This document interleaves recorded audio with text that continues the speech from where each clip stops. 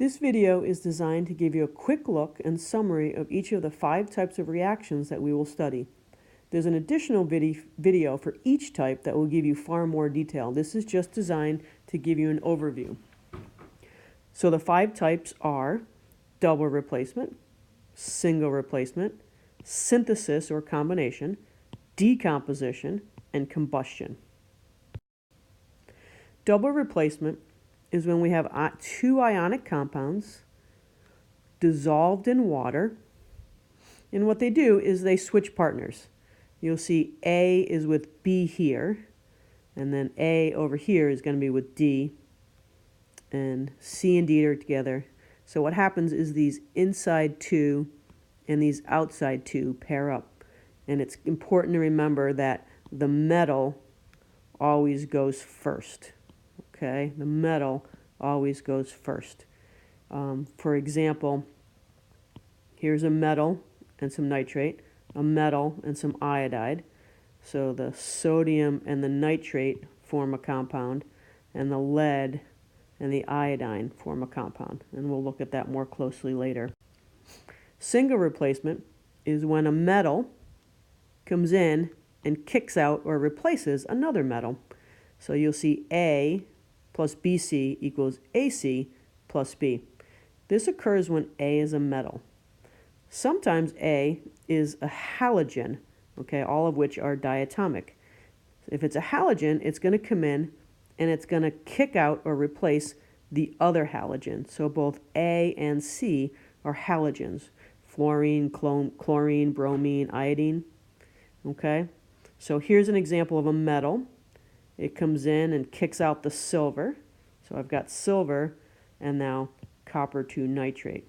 Okay, here it's a halogen, so it kicks out this other halogen, giving me I2 and then NaF.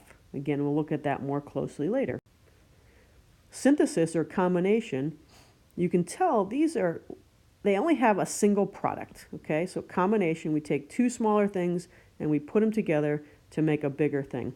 Okay, so A plus B gives you AB. So aluminum plus oxygen gives you aluminum oxide. Sodium plus chlorine gives you sodium chloride. Magnesium plus nitrogen gives you magnesium nitride. The opposite of synthesis is decomposition, where you always have a single reactant and it breaks into smaller pieces. So there's always a single reactant, and energy, so heat or electricity, or a catalyst is almost always required. So for instance, if I start with hydrogen peroxide and I add a catalyst, it breaks into water and oxygen gas.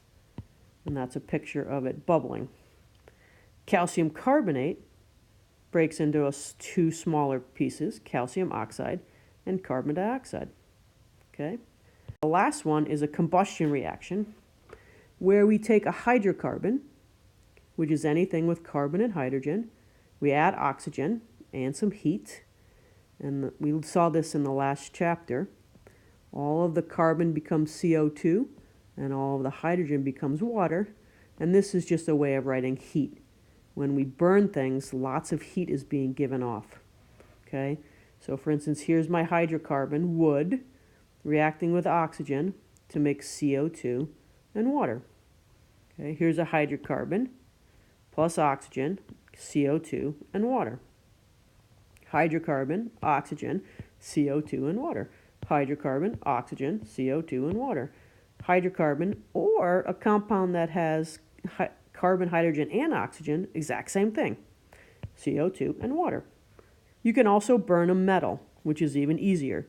Magnesium plus oxygen makes magnesium oxide. So those are the 5 types, and we'll look at each one of them more carefully.